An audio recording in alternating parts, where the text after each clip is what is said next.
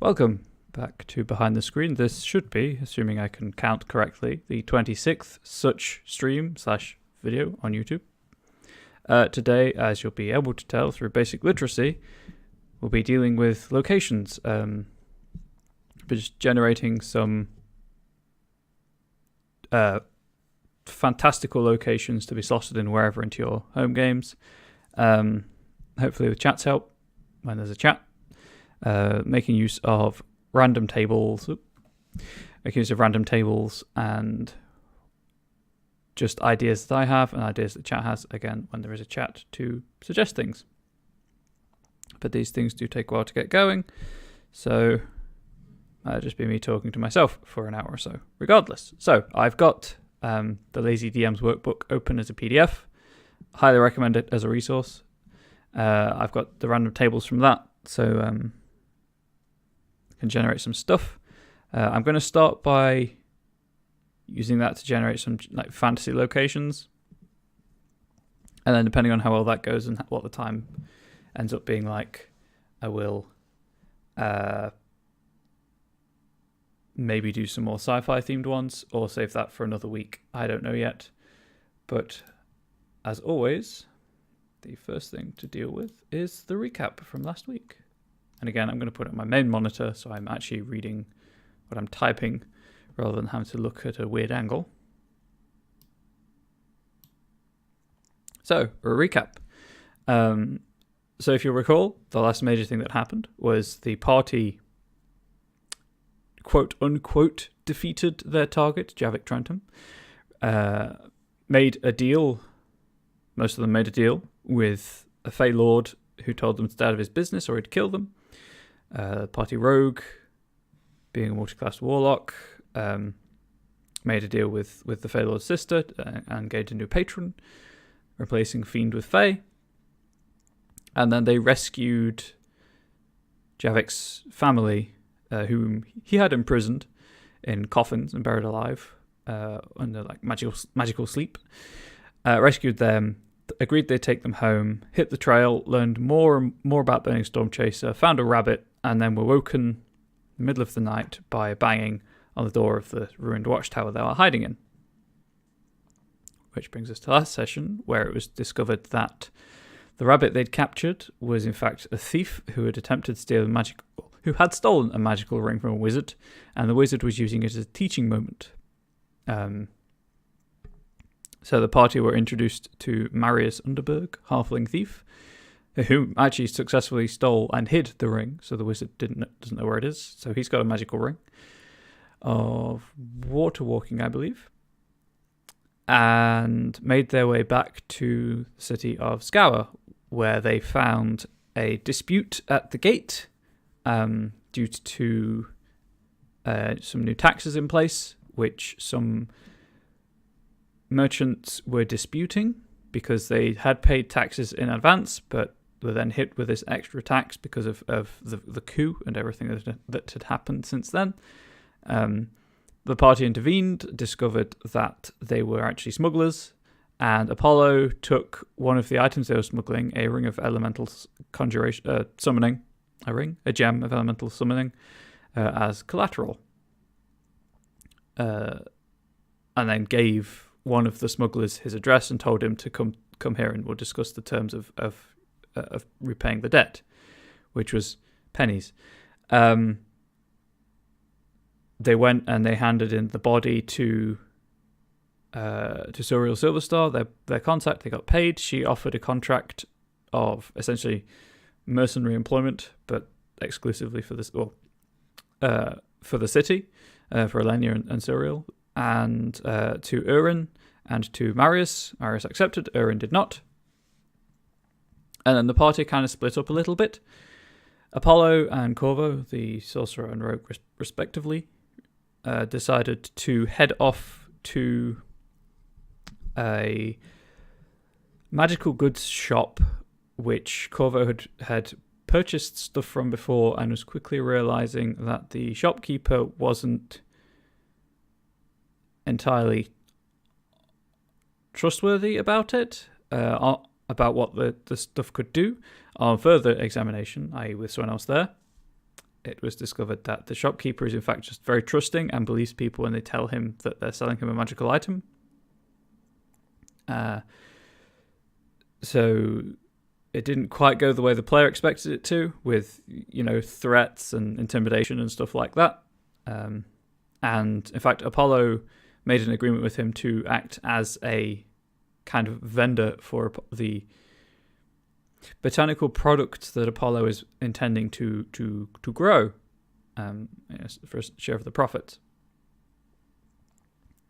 So that was all they did, and then the other group of 6 people is a large table, because towards the end of the session my partner managed to get out of work early enough to join us. They went to a alley of shrines to various spirits behind Temple Court in the university district, because Urin wanted to know more about Tempus, who in this universe is viewed as a spirit, because he had seen Tempus's symbol and had been drawing it, and Luth, the party fighter, who has also seen the symbol, recognized it and explained all that he knew, that Tempus was a spirit responsible for forge and fire and war and things like that. So that was what they did, and then Razric, who, no Warlock, the last time he was here, had left a note asking if there were other kind of members of the faithful of the faith of the Raven Queen, at the shrine to the Raven Queen. Found a reply saying, "We are everywhere," and then kind of, I think, just asked like where he could meet them or something, and then decided that he wanted to kind of fix the shrine, improve it, while Burning Stormchaser took Urin to the Temple of the Chorus, which is kind of the primary light and healing deity, to show him the Waystone, which is this table-sized oval crystal, perfectly smooth and polished, where all of the spirits of the Shadow Demon attack that left Burning Stormchaser possessed by a Shadow Demon and the twisted spirit of his friend, because someone important to Urin was involved in that attack as well, and Stormchaser thought he might be able to like talk to him from the Waystone, and we ended the session with the friend saying, "Urin, is that you?" This was something I wasn't sure whether the player was interested in exploring, because Urin seems a very more forward-focused character. Like he's got the pain and the loss, but he's moved on from it. He's moved on and is moving forwards. Unlike Stormchaser, who was firmly entrenched in the past. But that was where we left the session. So, party returned to Scour, where they encountered some smugglers, made a new ally in the shopkeeper Garth, and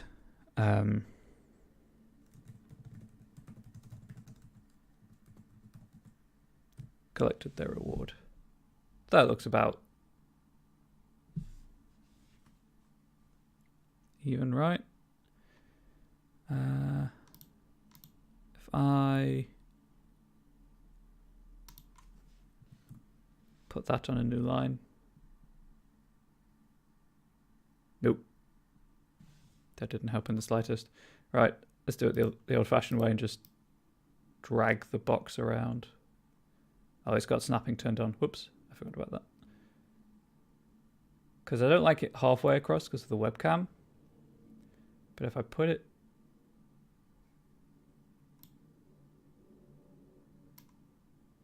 so that it fits the... There we go. Let's try that from now on. Done.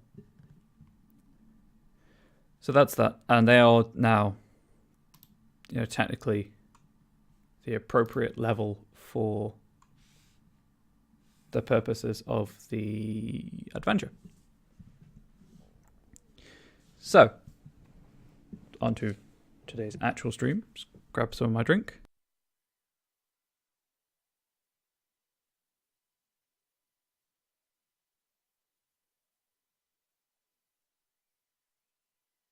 So something that I make something that I write for my my website. That's how we roll dice. Well, that's how we roll. That's how we roll dice.wordpress.com. The link's in the description, and I think it's below the video player on Twitch. Is a section of articles called. Are a section of articles? I write a series of articles called "The World and Its People." These are usually linked to another series called Atlas Inspirare, where I describe a geographical area, like kind of country size, and then The World and Its People is a deeper dive into various parts of usually that country. So I've done this so far with the Stars by Forest, doing it with the Ozark Desert, and eventually I'll get around to doing it for the Monarchy of the Enduring Sages, which is where the principal part of my campaign has taken place. This is probably going to be more, or this is going to be more in the line of The World and Its People for now,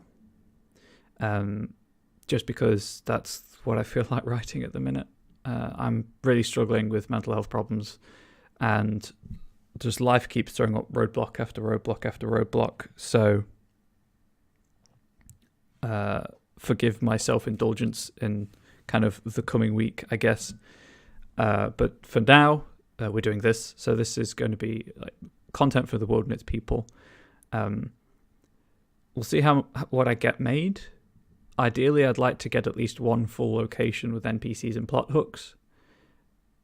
But if not, obviously it is what it is. It usually only takes me about an hour to write one. So if I'm using, and that's unaided, so if I'm using prompts from the random tables, then it should speed things up a little bit. And it's something new I've never done before, because usually I just have like a single geographical concept for the area. So with I think I've put Rustwell live already. So with Rustwell, it was a village built around an Iron Ridge waterfall, and it just kind of spread from there. And there's other ones like the Radford House, which is specifically a haunted house, and the stories around that. Or indeed things like Borrellis Hold in the Ozark Desert, where it was kind of what would happen if a dwarf hold were built next to a poisoned oasis due to heavy metal content or high metal content in the water, and how would that society evolve and work. So for this, it's kind of going to be like that, but I'm going to be generating a random monument of uncertain... a monument that kind of the town has built around in a way. So, I've got all my dice ready. Let us see what I get.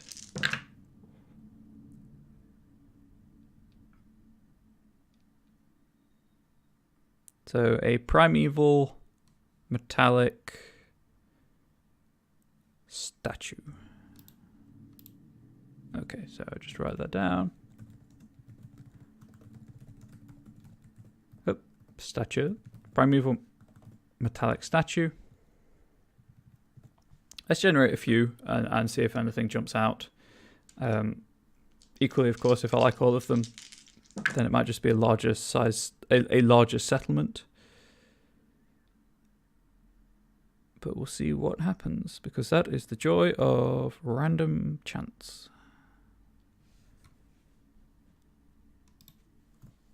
Equally, I could simply have one kind of monument per paragraph and see how that works. That's an unholy, bloody banner.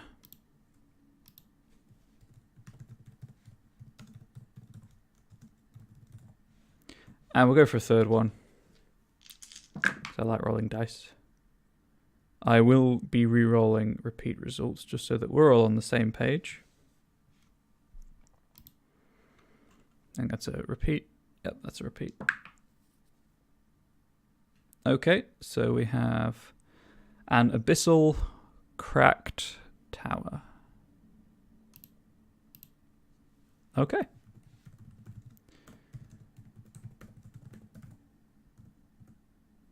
So immediately this suggests to me somewhere less favoured by fate and chance. A single kind of quote-unquote evil artifact I could see as being... Let's put it on the right screen. I could see as being a trophy, maybe, of a war. But having both the Unholy Banner and the Abyssal Tower, especially as Unholy could easily be Abyssal in D&D, suggests maybe at some point a demonic incursion or kind of occult stronghold of some kind. So, none of these names...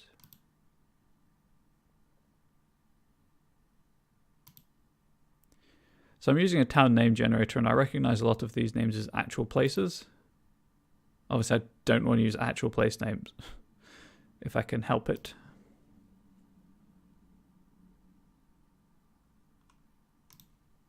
That's a cool name.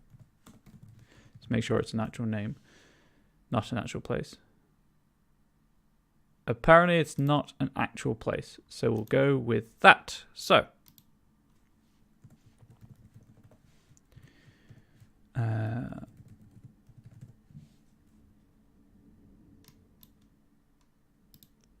make it red, underlined and bold.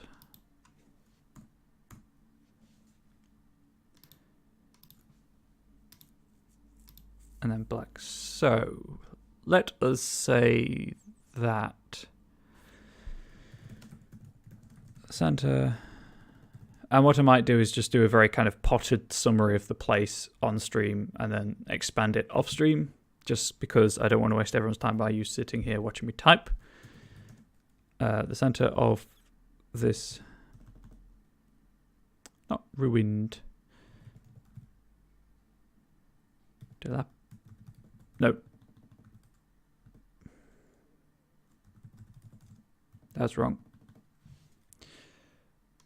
I hate that thing where you know that, like, I know how to spell the word. It is an I, it just looks odd. But the mental state I'm in, it's just not coming to me as easily as it usually does. If this dilapidated village is dominated by a weathered metallic statue covered in unknown sigils and emanating a disquieting force.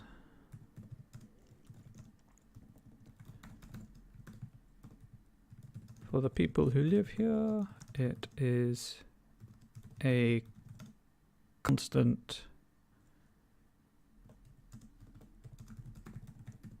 and worrisome reminder of the past.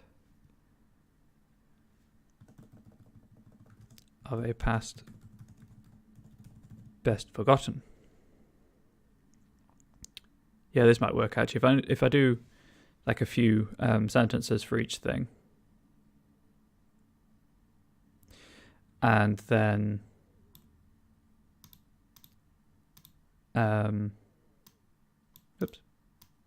expand it later, I think that works out best. So, how to tie that in with either of those two?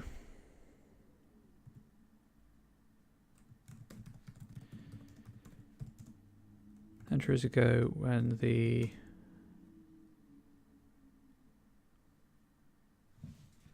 wonder if there's a easy generator for this. Of course there is. Why wouldn't there be?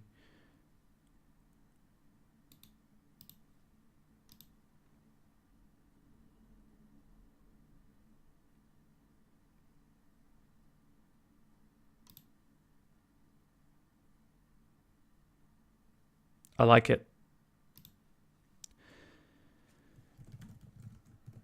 And the Furious Gate, a cult worshipping an a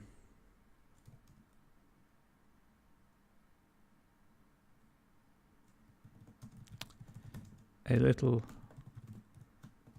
known demon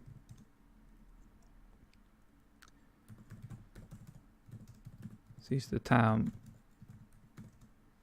by force.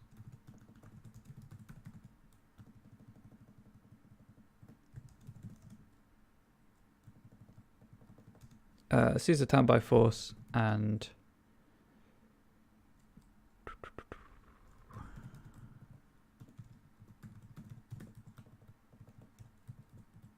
nope, that's why that was weird.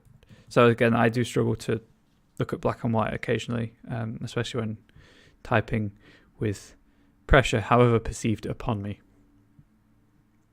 This is a magically constructed an outpost for their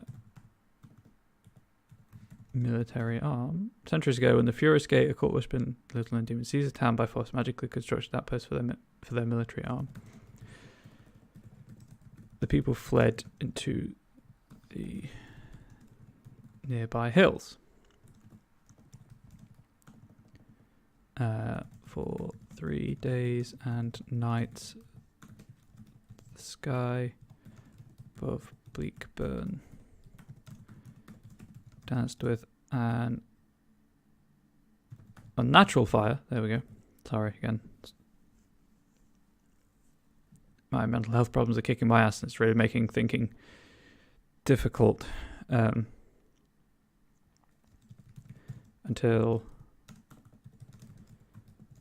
on the 4th day. If anyone has any ideas about any of these things, please do shout up and see if we can work them in somehow.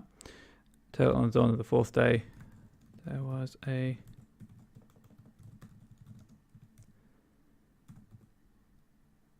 thunderous crash, and people returned to find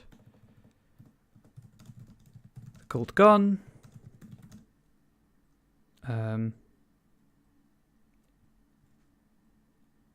Their village in flames, and the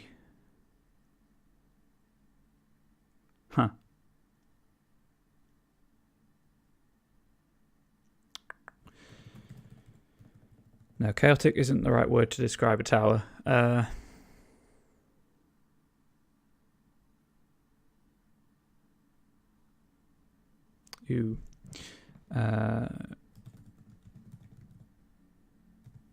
Disquietingly organic looking tower. The village, on the village green.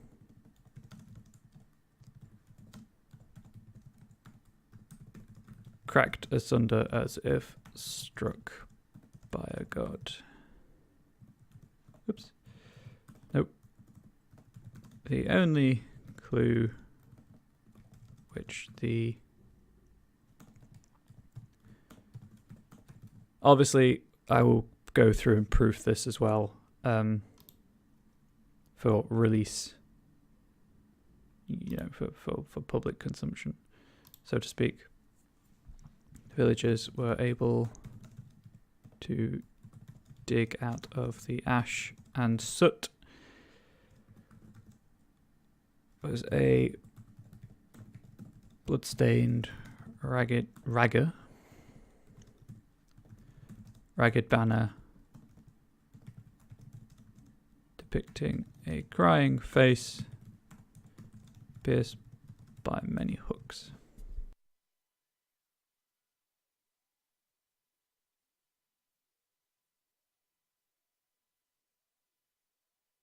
This banner now hangs in the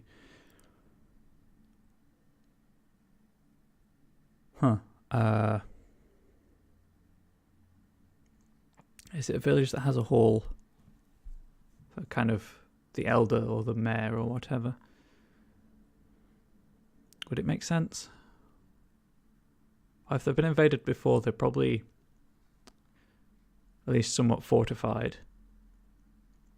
So having a hall or a barracks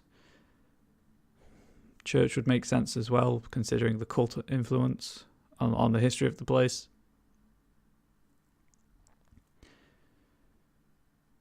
In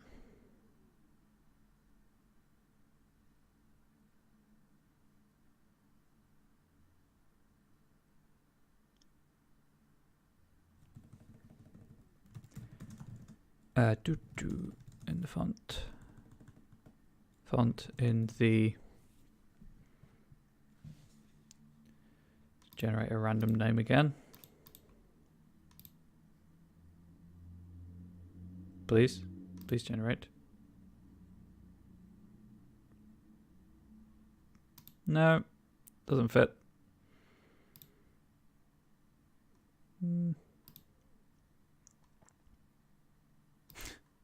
Some of these names, huh?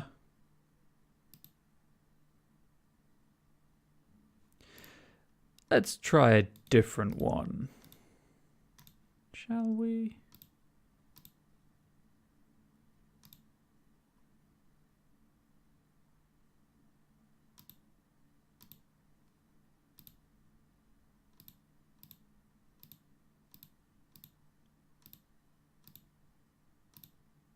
I like it. Font in the... Put church so that I know what I'm on about. Church of the Crimson Authority.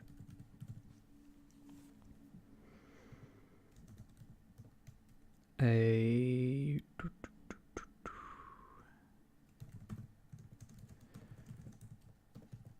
branch of the church, ordained and empowered to seek out and destroy any remnants of the Furious Gate,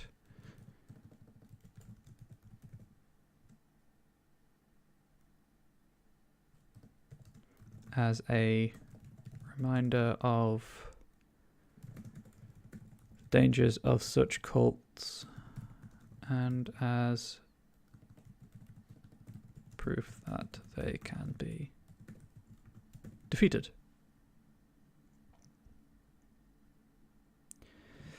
So that's those three things. And then obviously it's up to you what you do with those three things. Oops, no.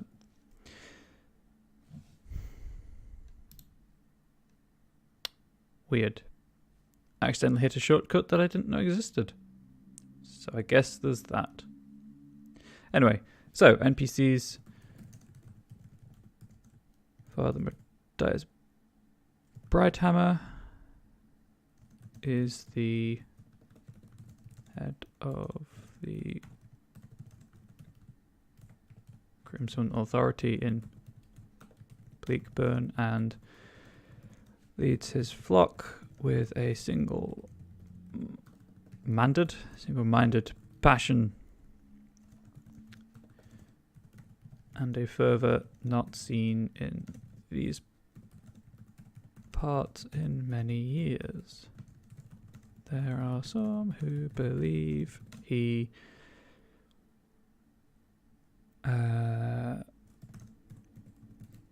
is deserving of the title of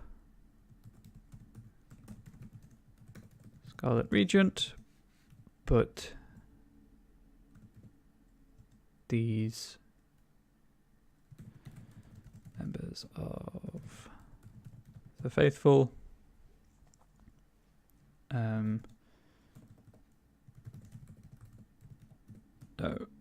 how to phrase this. These members of the faithful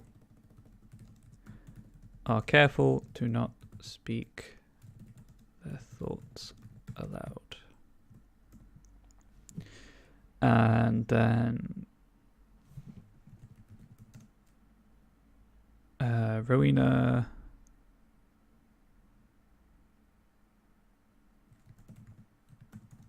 Nerevar as a merchant who was comma in another life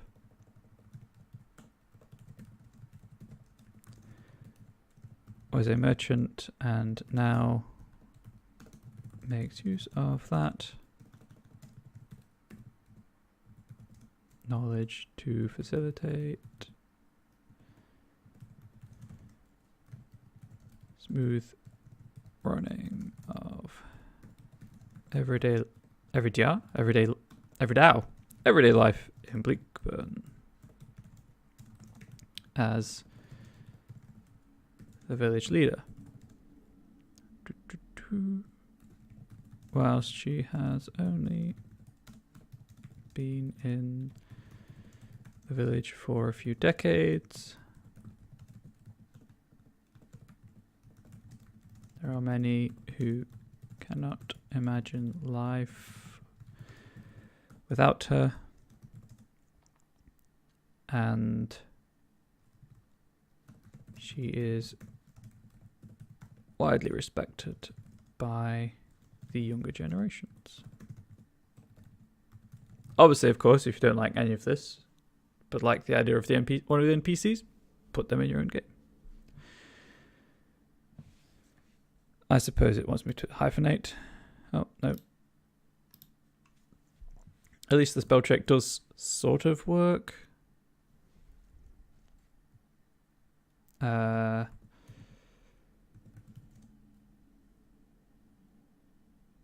Here's where we make fantasy names up, chat.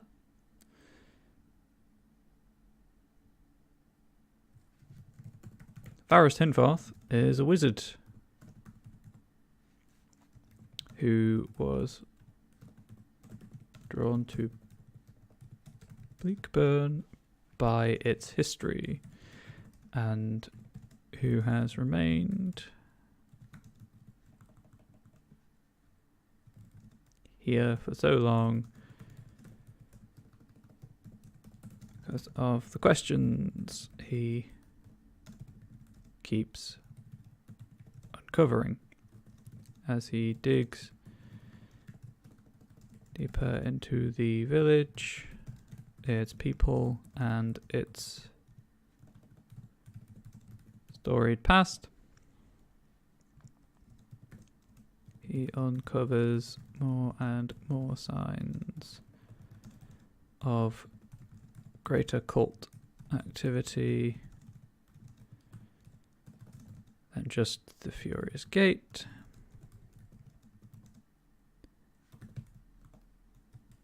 And believes more and more that whatever the statue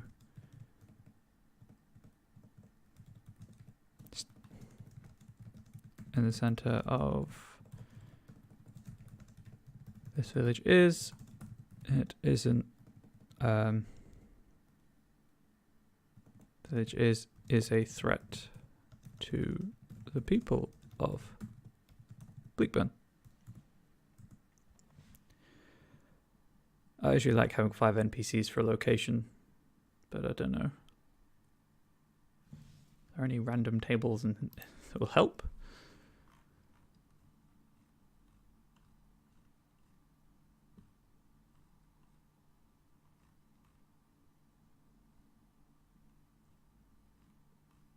Not really. Wait, what?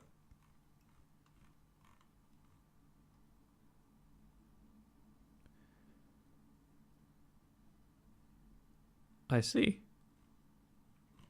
Might be useful. Anyway, getting distracted by random tables.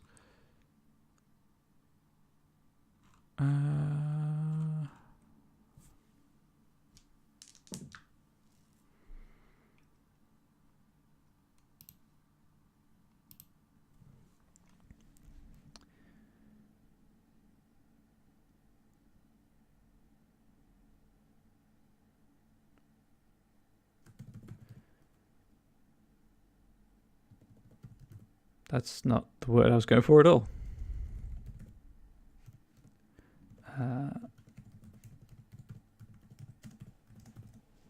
is an artisan of no small skill whose pottery, no, crockery, that's the one, is in great demand in both Bleakburn and the surrounding towns, villages.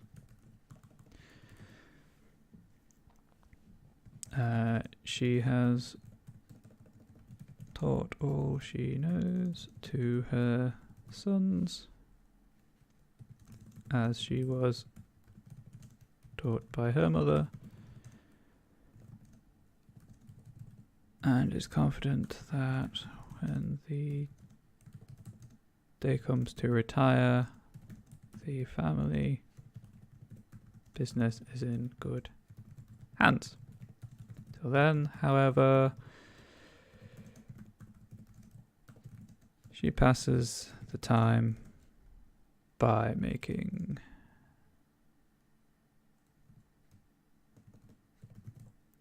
handcrafting crockery,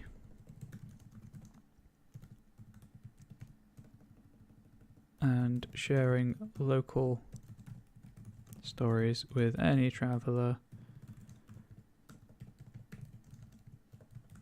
willing to listen. Sorry, so I've got a table of random mundane items, and I'm using that to give inspiration as to the type of person to describe. So for instance, Leona Peach Blossom was a cup, and I've just rolled the result of a tiara. So of the local landowner,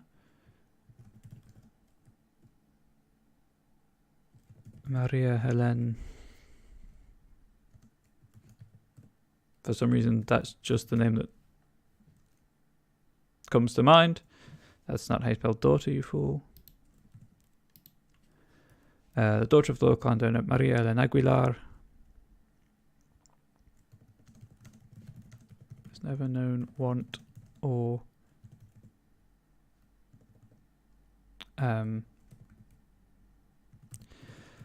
hard times, but has recently begun travelling the lands of her mother and has seen firsthand the effects of the recent hard winters. Armed with her innocence, charm, and a stubbornness worthy of her name, she is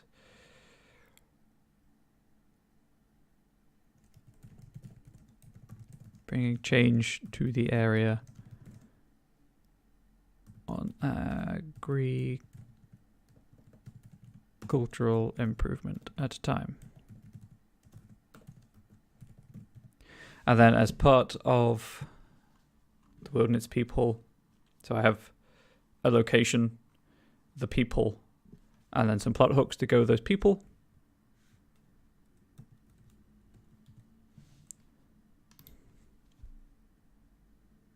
Why do I keep hitting that button? I don't understand why. So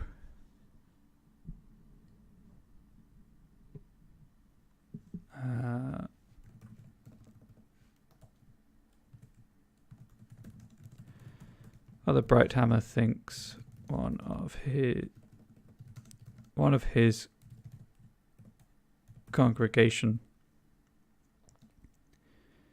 is planning on killing a high-ranking member of the Crimson Authority.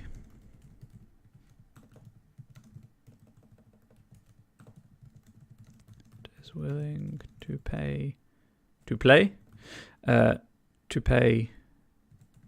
for outside assistance in investigating and preventing this crime.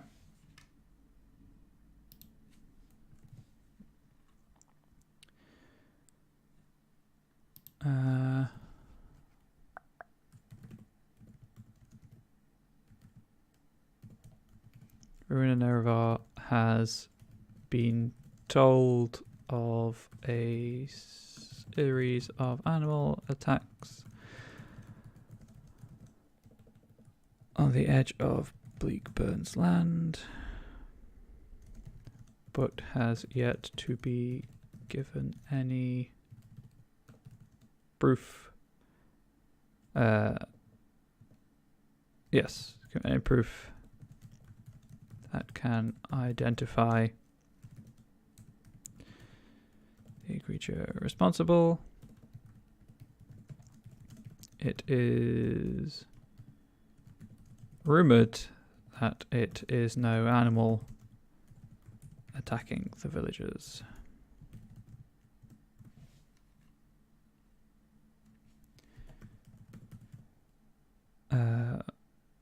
Varist has been complaining of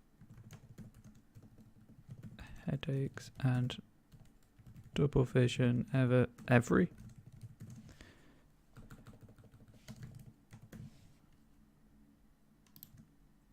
Sorry, so I type like I think, which is extremely fast, but not always coherent.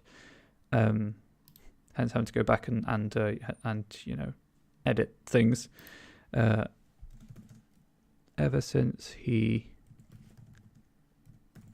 cast a certain spell on the statue. For some reason I keep typing statue. I don't know why. Cannot remember what magical effect he laid upon it. And villagers who live. And again, if you have any ideas for a plot hook for Leona Peach Blossom or Maria Ellen Aguilar, please do tell me. I don't speak Spanish, so if I'm butchering that, I do apologize.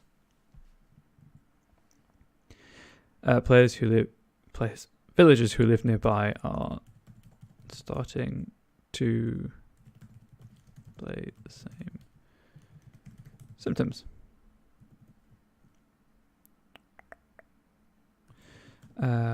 Whilst the road has never been empty, more travellers are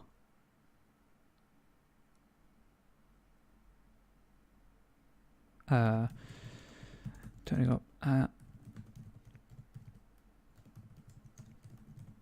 Peach Blossom and crafted crockery and demanding samples of Leona's wares to raise interest in her business. She doesn't know how people heard of her. People heard of her, but is willing to pay someone to find out. And then the last one.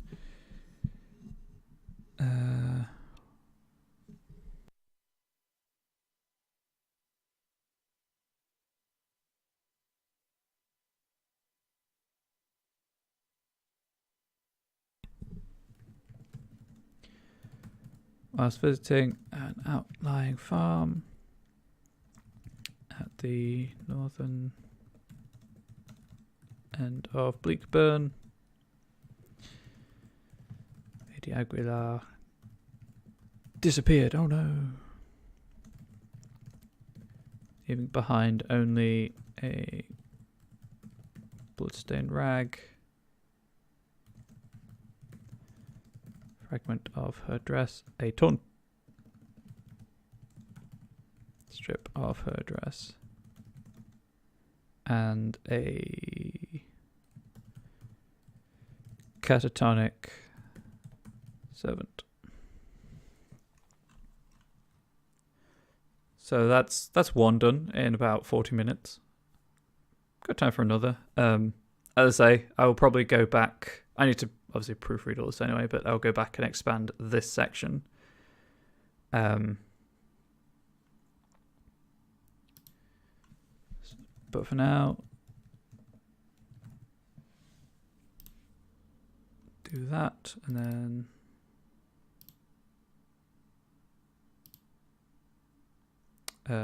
what? Google Doc, there we go. Create in shared folder. Close that and return to the monument tables to find another monument or three.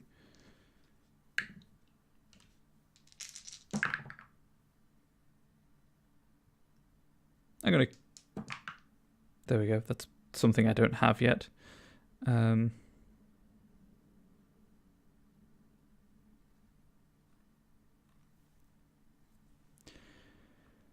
What? I lost the window.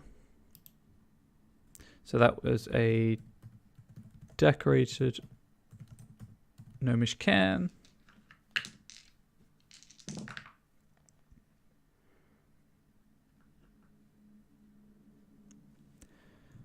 For interesting feature number 1. Unholy obsidian shrine.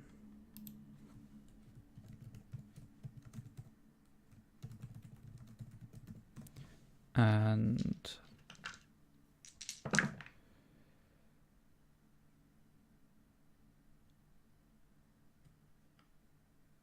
oh, sorry, I've got fancy dice, so I was trying to figure out what one of the symbols meant. And I realized that it's just a 10. Elemental ornate monolith.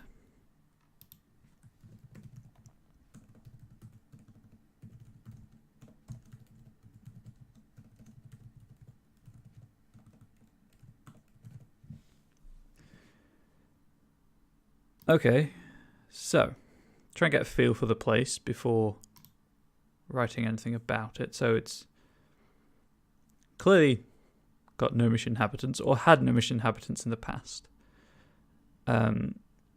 Elemental stuff is usually neutral, and unholy could be not literally unholy, but kind of rumored to be unholy. And gnomes do like stories and obviously practical jokes and things. So it might just be a rumor that got started about a local shrine, or like a cave in the hills or something like that, that resulted in it just being commonly accepted that the shrine is unholy. So maybe something light-hearted. It's not bad. Kirkwall.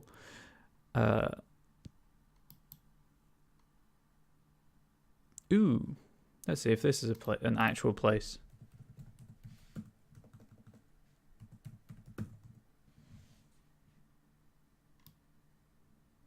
It's a bird.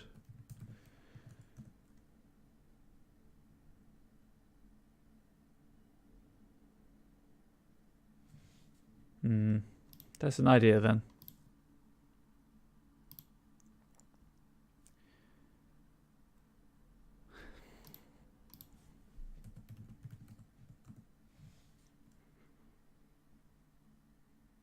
Nope, that's fine.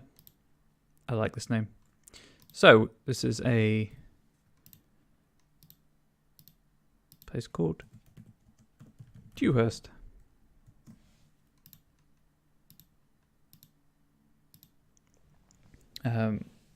So I'm kind of thinking maybe like a small town built around the edges of a let's have another one for it being a town instead of a village. built around the edges of a river at the bottom of a valley, somewhere like pleasant, astrally desecrated crystal.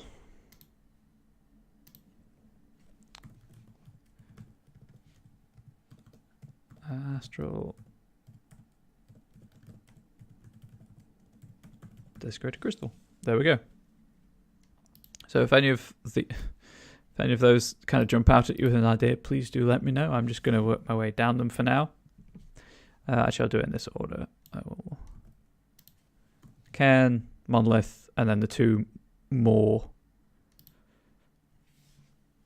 unholy things.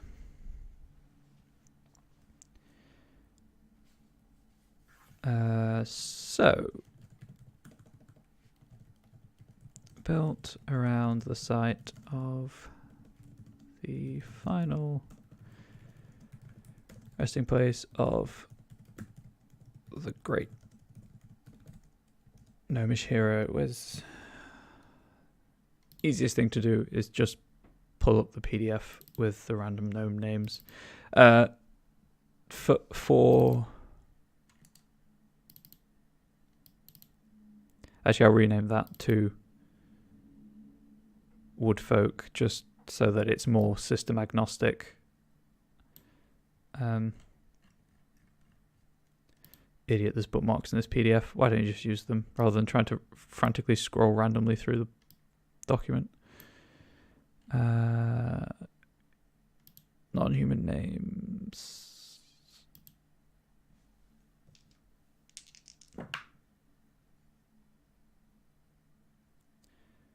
Luthra.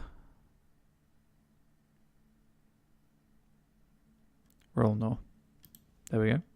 There's the name. Luthra Rolnor and her loyal pack of warhounds. Dewhurst is a tranquil place given over to mild weather, pleasant conversation, and industrious inhabitants.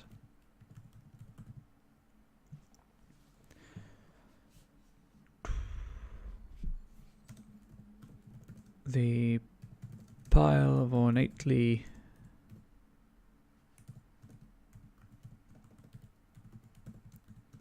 decorated stones in the town centre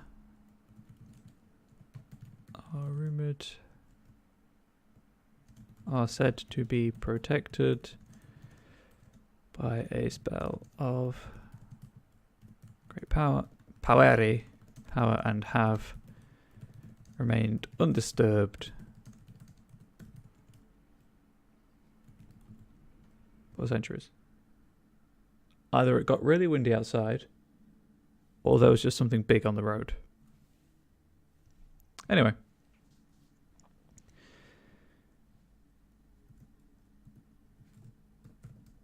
The climate, local climate, which attracts visitors from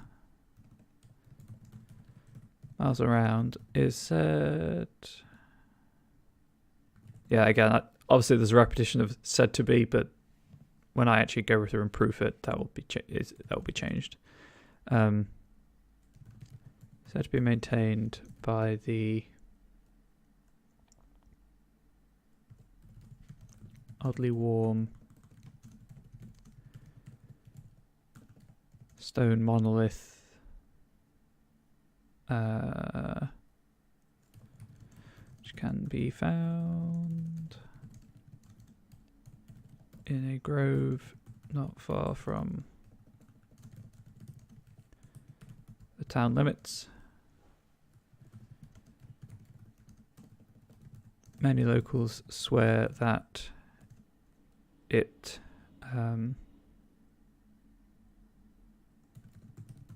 remains dry in when it is raining,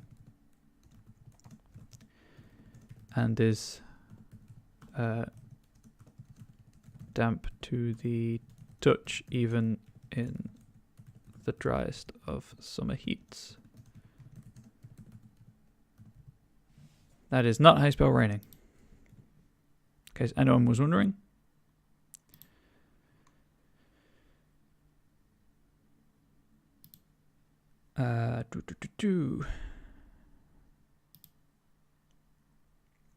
So that's 2 of the 4 elements.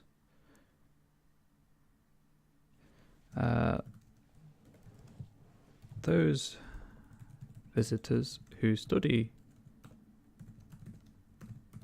the elaborate carvings and designs on the stone report that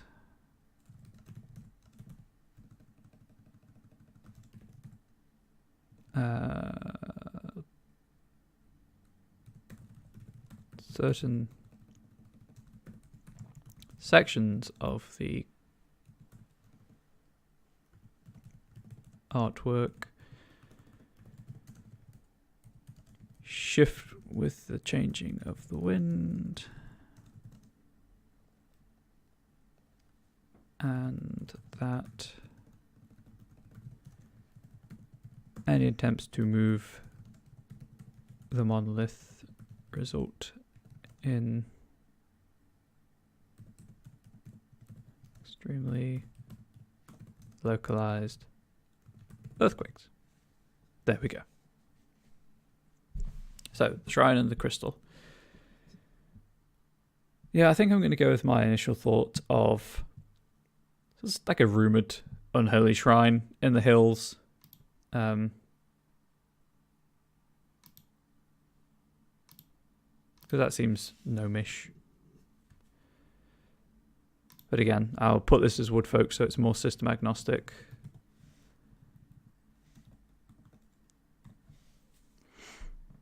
Also avoids any... It's just a good habit to get into.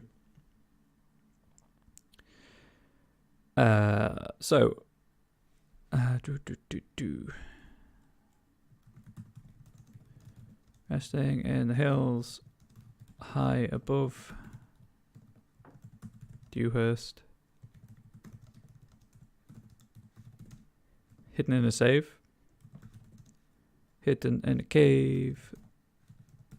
Long rumored to be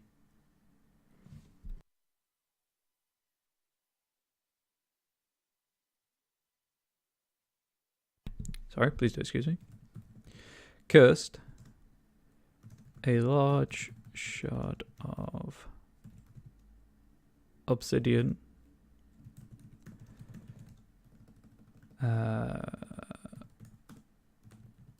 fashioned and placed by long forgotten people is surrounded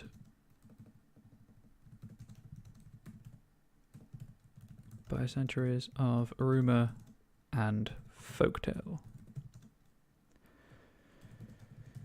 Anything which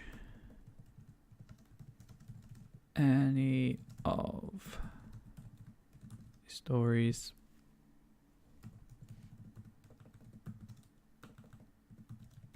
agrees upon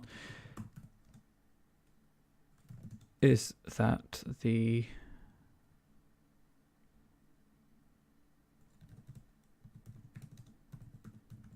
volcanic glass is unholy and staring into it invites a devil into your soul. Because that sounds metal. Also sounds very folk story. I might have to write this one.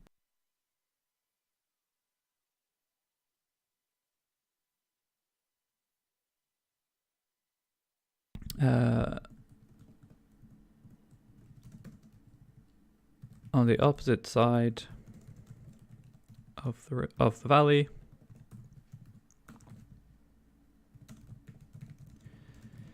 glinting in the sun, is a large outcropping of quartz. Locals know not to touch strange glowing crystal, and those visitors do not heed their warnings. Can often be found.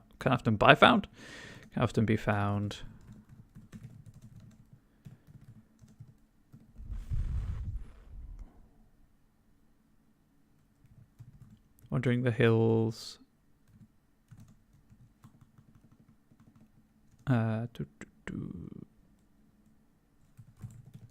Talking about strange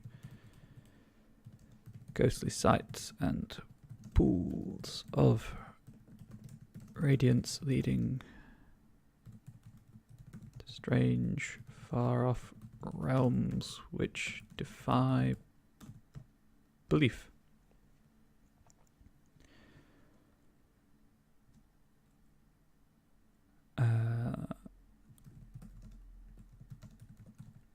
Those who return to the crystal often speak of an intelligence beckoning them forth and struggling to communicate with them.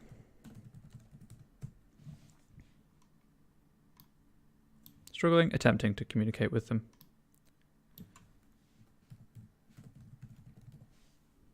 There we go. So again, we'll do some NPCs.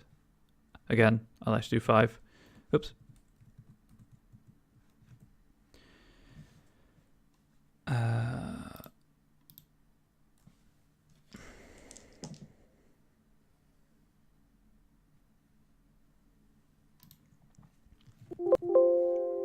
Oops. I suppose it helps if you actually click in a window.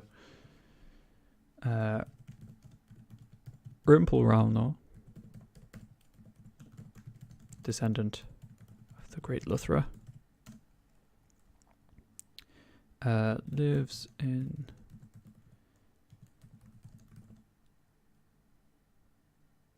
Dewhurst as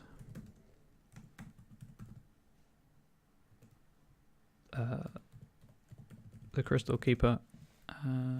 Oops, no.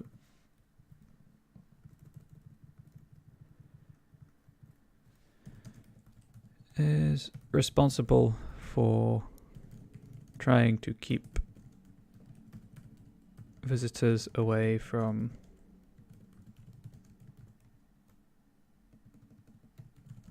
both the resting place of his ancestor and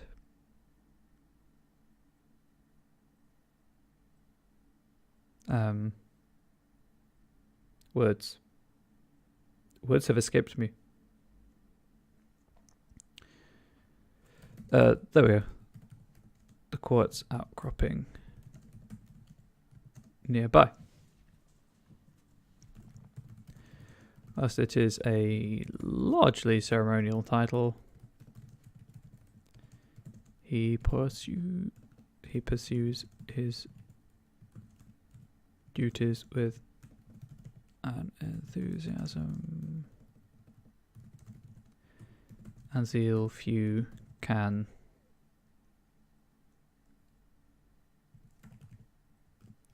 critique him for. And there we go. That's the only NPC I had a thought about while I was writing all of that. Okay. Get rid of all of these tabs. I guess there's not... Right now there isn't all that much necessarily interest in this kind of stream, but you know, I'm going to finish it off anyway, see how it does on YouTube. Let us fall back on the generating random mundane items I want to be associated with. Where are the mundane items? There we go. A wand. Okay, so that'd be probably a spellcaster of some kind.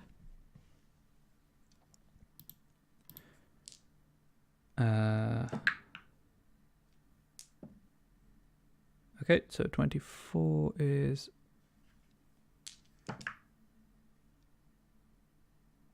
Elalefery.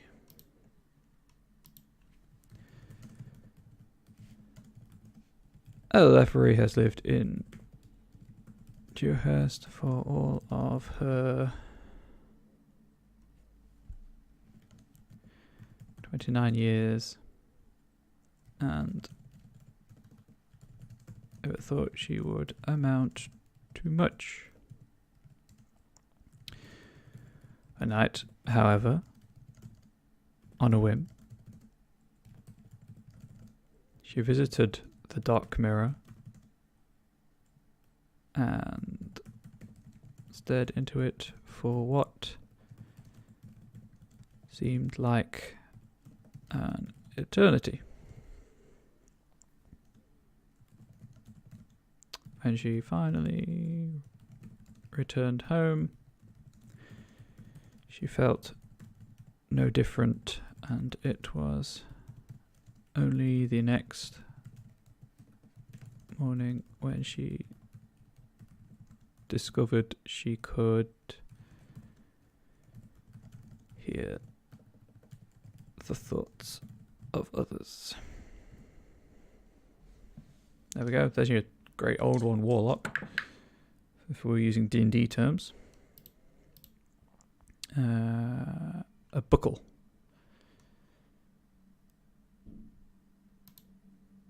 Okay, maybe a blacksmith. Okay, that's fine. That's fine. I can work with this. Elves, no, dwarves. Dwarves.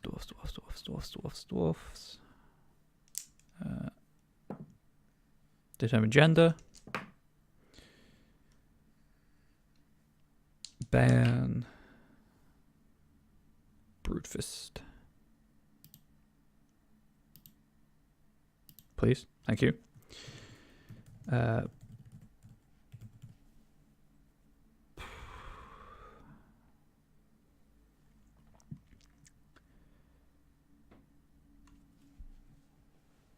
Ban Brutefist is known locally for his intricate and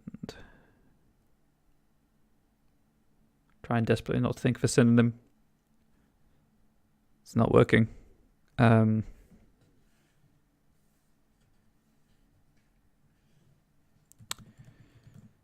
Devious jewelry. As a craftsman known for his dexterity, and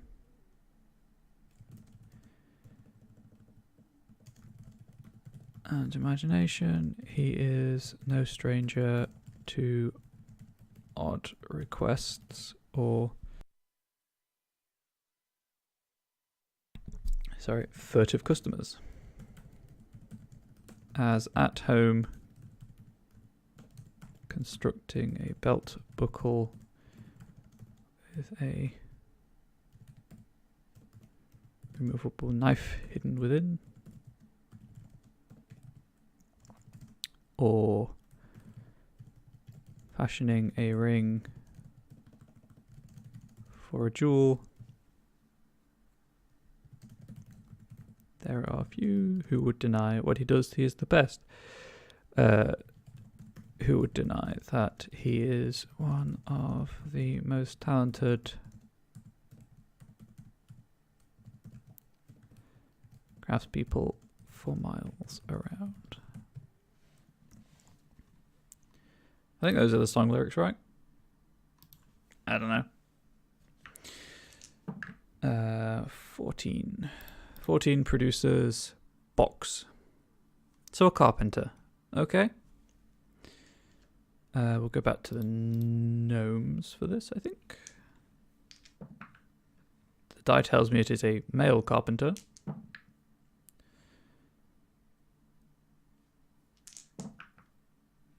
Eldon Welber.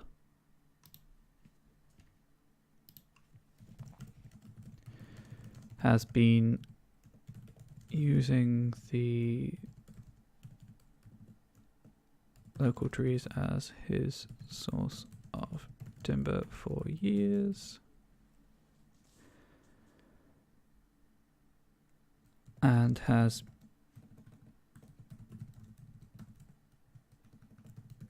grown accustomed to the way the wood sings to him as his carving tools shape it and bring the inner life to the fore.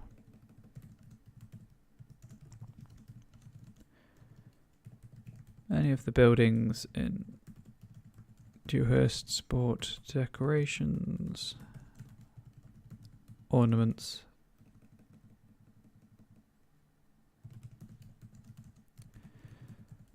or trinkets carved by this talented craftsperson.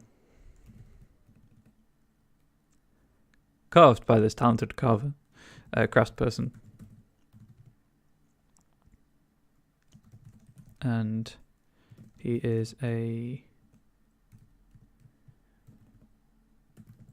welcome sight in any of the nearby inns. And then the last one, that's the wrong die.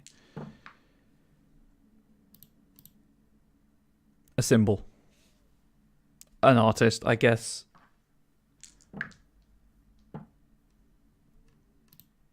The die tells me it's another male. This one called Sindri. Boondiggles.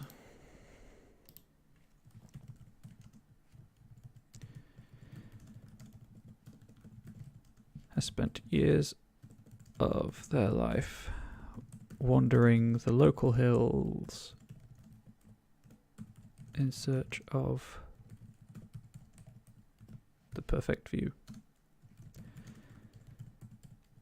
Their paint-stained fingers have decorated many holiday have designed many holiday decorations, and they regularly, again, typing while talking is not easy for me, organize celebrations of local artists,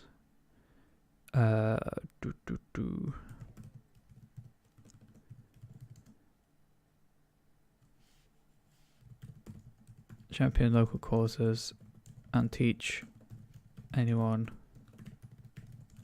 willing to listen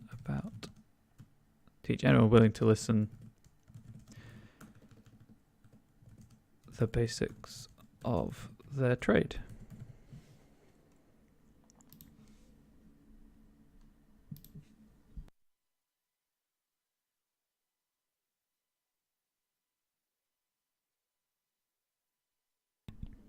So much like the other one, I do some plot hooks, one for each character. Where's my cursor gone? Can I have it back? Thank you very much.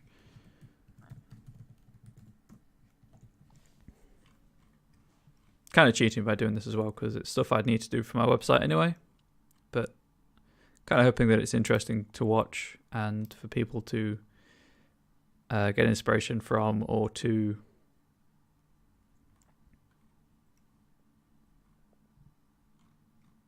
sorry, I was just scrolling through some stuff on a separate window. To the words have escaped me again. Kind of show how much I want to involve the chat in my D&D stuff, especially in these more workshop style streams. Alas, Does not appear my community is quite big enough for that yet, but I will start as I mean to go on. Anyway, so Rimple Ralna. Rimple has been dreaming of a pack of howling dogs calling to him from the cairn in the centre of Dewhurst for the past few months, and is looking for people to help him investigate any magic on the stones and the contents. Looking for people to help him investigate any magic on the stones and to help him uncover what lies within. There we go.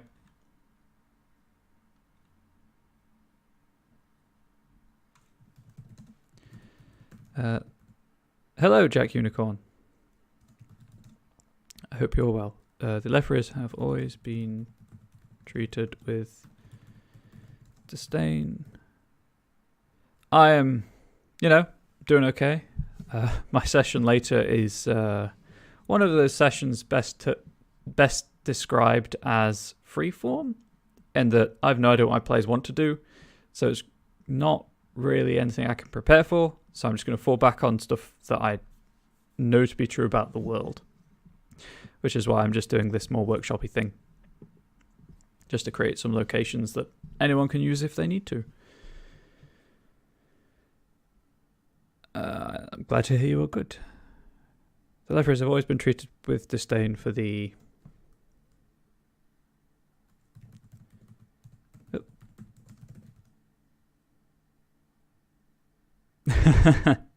that's not high spell disregard. They hold local customs in.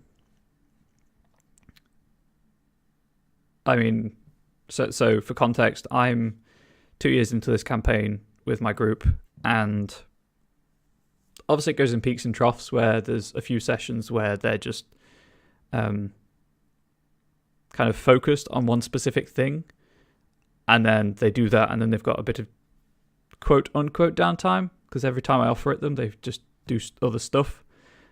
But it's just because I like to have the players direct the story, so they've got loads of seeds that they can investigate while the world turns around them, while the big bad does his thing in the background, while the slightly smaller bad team does their thing in the background, and while other schemes are afoot, obviously, because living, breathing world. But they're not quite used to it yet, because they kind of more expect to go here, do this style of GMing, which is what I adopted for up until this point, just because they weren't sure what they were doing. They were new to the game, and I'm trying to ease them into the fact that we're all telling this story together. So it's just a transitional period. And I know I have a good idea of where they're going to go next, so I've got all of that sorted in a way, in that I have flexible enough plans so that I'm not caught unprepared, but I'm not forcing them into doing anything. But something is wrong of late. No, wait, that's...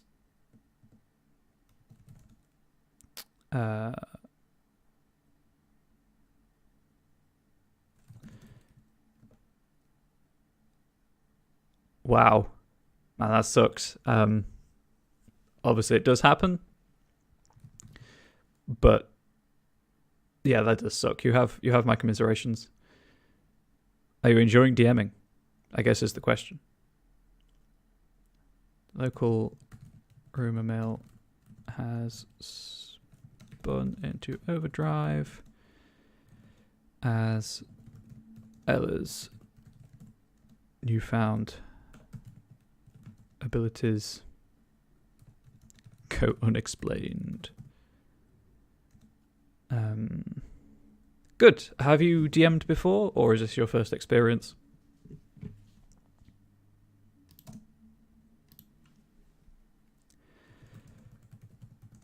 Her parents are worried that some of the more traditional Dewhurstians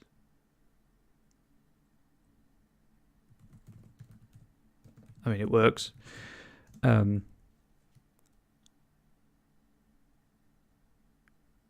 Nice. I hope you enjoy it. Obviously, so far you are, but like, it takes time to get into the groove and stuff. I'm always here if you have questions. I do stream every day. Always happy to talk about D&D. I don't stream D&D stuff every day, but I'm always happy to answer questions. And obviously, there's loads of resources online. Obviously, Matt Colville does a lot of videos, and I do written content. NPCs are great. It's the only way I get to experience a lot of character ideas I have. I'm one of those people that's the perennial GM. Although I get to play again this week. Woo! Someone's starting a new game and they've invited me to play. Not D&D, but I'm in a D&D game where I play as well. So, ooh, recurring NPCs are the best, especially the attachments that your players form with them. And then it's always funny to watch a new player join the table and be introduced to an NPC that the other players already know and kind of have this existing relationship with, and then they have to figure out where they fit in this relationship web. I could go on about that for ages. Suffice to say, recurring NPCs are great.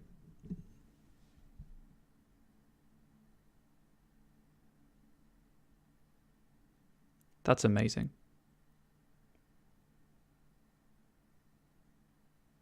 That is a lot of hype to live up to, but I have no doubt that you're capable of making him live up to that hype.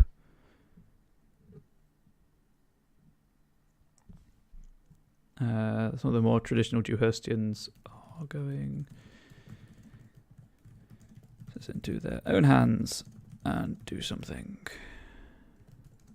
rash.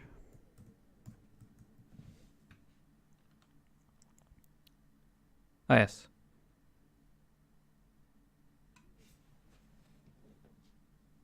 Oh, so kind of you have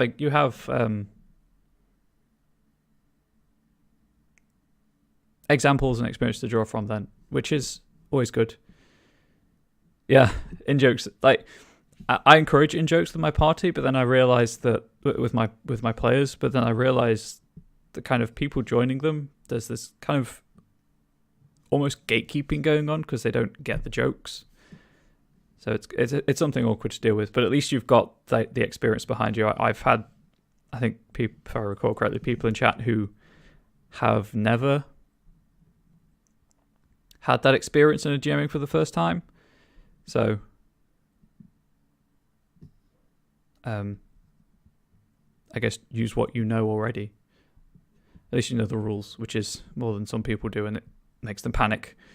But that's why the internet exists, to share knowledge.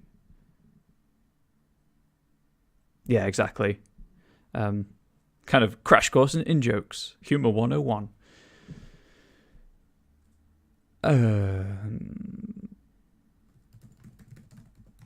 Someone recently broke into Broodfist Fine Crafts. Metallurgy. There we go. And stole some designs. Is it Bairn? Yep. Bairn had been working on for a private customer.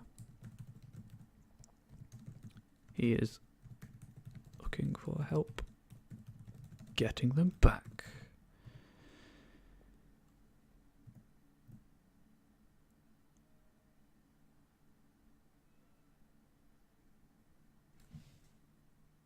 Just about to go and click save, but I realised that There's this Google Drive. I don't need to click save.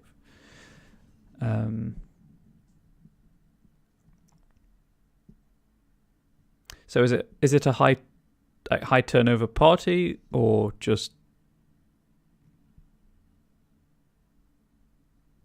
growing in size?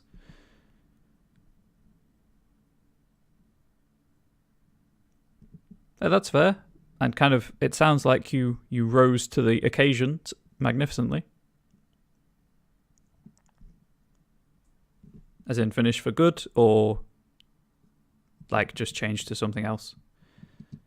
Sorry if I'm asking inappropriate questions. I'm just curious about how other people's groups kind of operate and shift and change, having been through a few groups myself.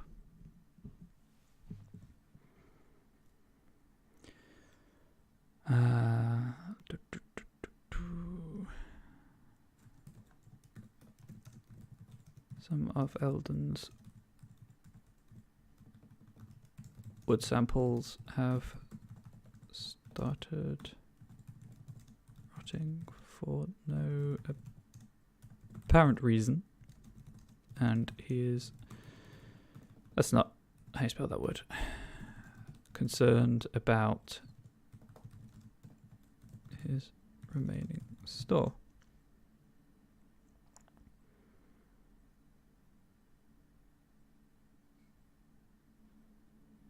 Oh yeah. If you hang around on the channel for any length of time, you'll discover this anyway, so it's no great secret, but I work for a local board game cafe just running D&D events, and it got to the point a few months ago where I was like, I need to take a break, or I need to run something that isn't D&D for once. So I did the latter, and it's fine now. I've recovered, but burnout is a thing with any creative endeavor, and it's something that you have to be careful about.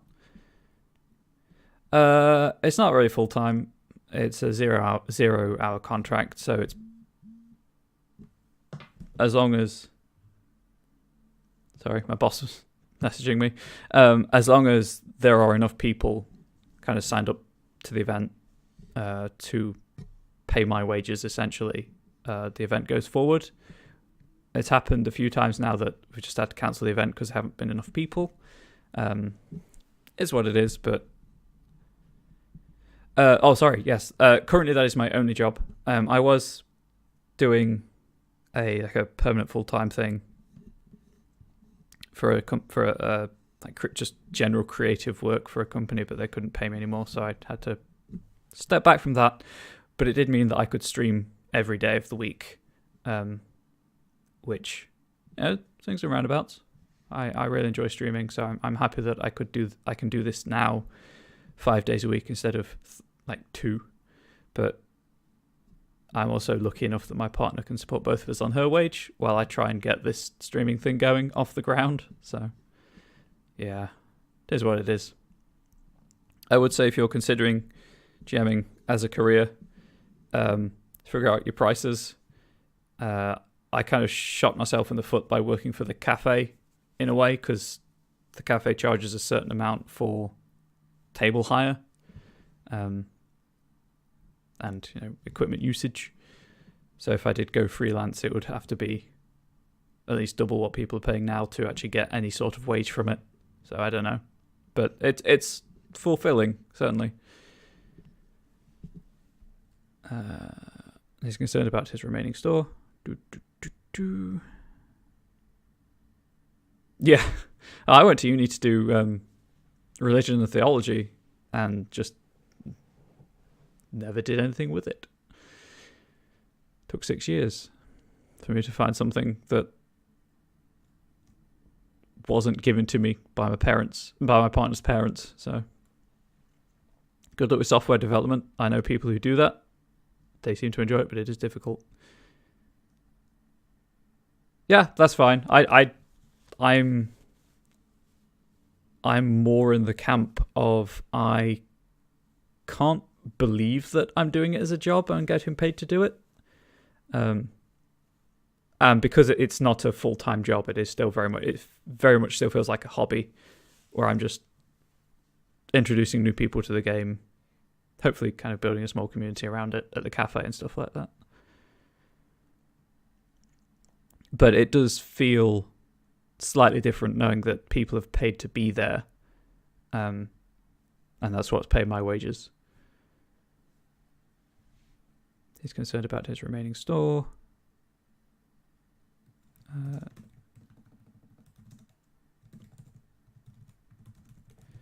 His neighbors think a stranger from staying in a local hotel visited the wood store one night and cast a spell on the timber.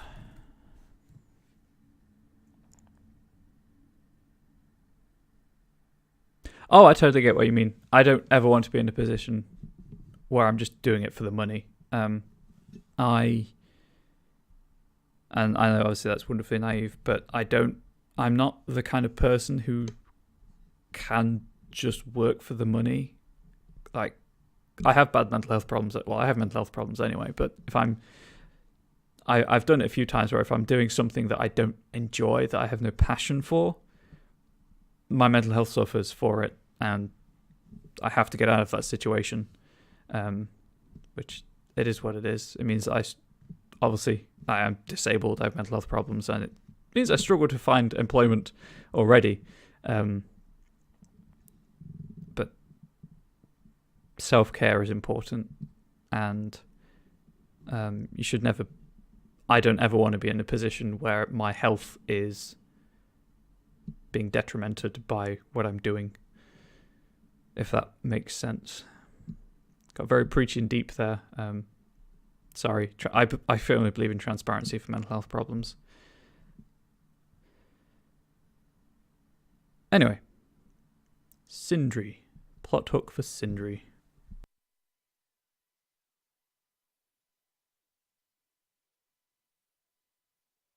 Ooh, well dressing.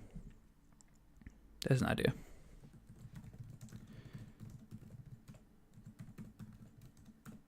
During a recent well dressing competition.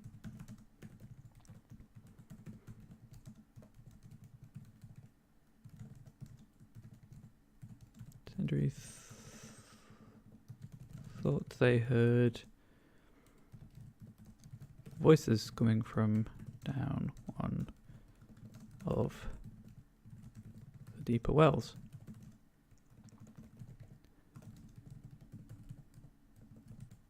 Further investigation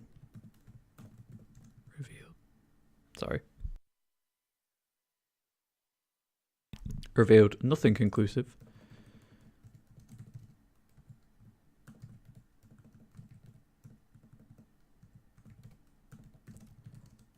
But other people have started hearing voices in the wells too. To round off the YouTube video rather than the stream, because I do generally hang around the stream for a bit after I stop the YouTube recording, just to answer questions and talk to people.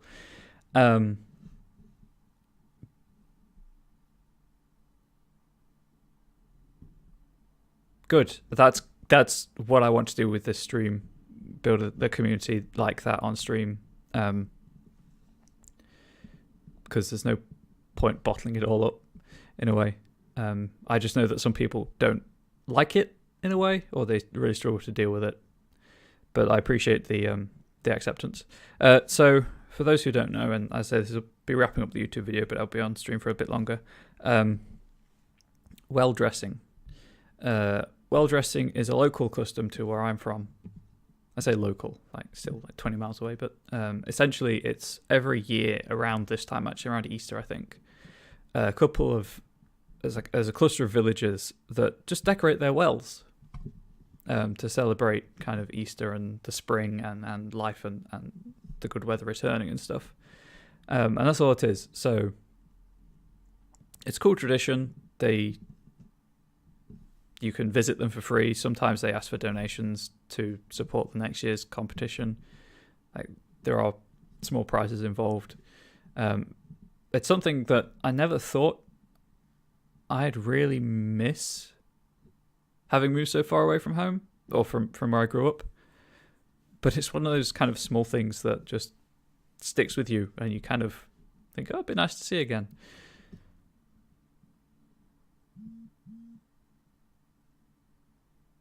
That's a mix, but that's great that you're all working together and supporting each other.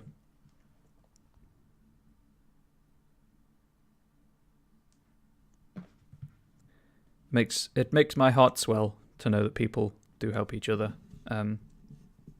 Having seen the other end of the scale with people not, and people actively worsening situations of others, less neurotypical than they. So that's all well dressing is. It's just a competition where you decorate a well to celebrate something. Usually have a theme. The ones around where I grew up, they were usually done by children rather than professional artists, like school children. The schools were involved, but there we go. Hello, Big Dan O, or Big Dan Number. Hello, Big. There we go. Or 1. So anyway, this is the end of the YouTube stuff. I will be, as I say, on stream for a bit longer to answer questions. I'm still going to provide tips, tricks, and more, to use that horrible, overused cliche. A tabletop role-playing exam setting. If you want to, YouTube, thank you for watching this on YouTube. First of all, if you want to come and hang out live on stream and interact and fill that green box you can see at the bottom right of the video, please do swing by. Cool. Thank you.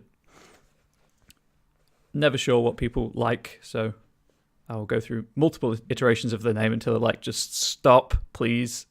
It's hurting my ears. Of course, sure.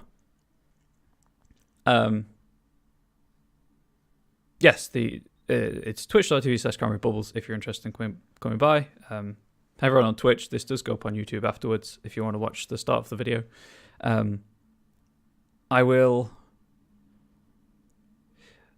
unlike last week, I think I did this last week. I really can't remember. Unlike last week, I don't think I'll put this in the YouTube description, but I will polish them up and put them on my website anyway, so they'll still be there if anyone wants to use them. That came through, Jack. If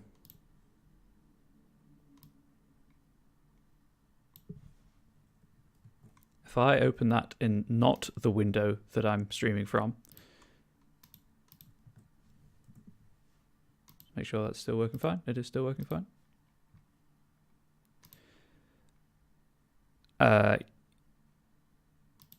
So that'll be up on my website. That's howwerolldice.wordpress.com. At some point soon, probably maybe next week, put one of these up, and then another one the week after.